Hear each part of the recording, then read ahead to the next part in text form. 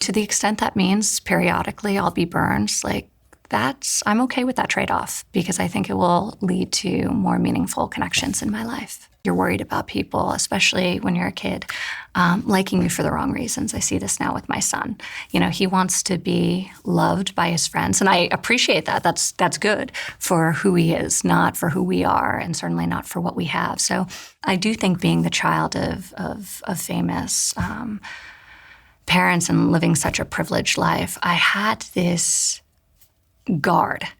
And that guard served me really well for a long time. I didn't have any friends, despite the really tumultuous life that I've had, ups and downs, who really disappointed me.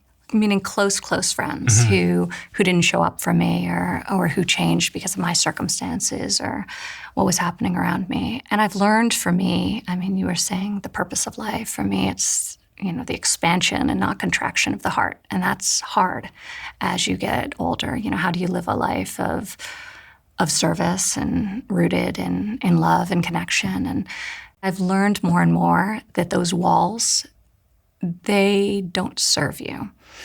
And the only way to have connection, which is so fundamental to the human experience, is to build it, and that requires trust. So I have to trust people. Now, I have a good radar. I'm not foolish. I think I'm a very good read of people, and I think it's one of my strengths. And I think it's why I haven't been surprised by a lot of people.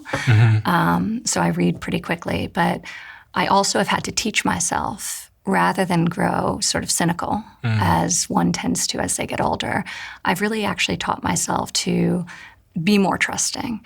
And to the extent that means periodically I'll be burned, I'm okay with that trade-off because I think it will lead to more meaningful connections in my life.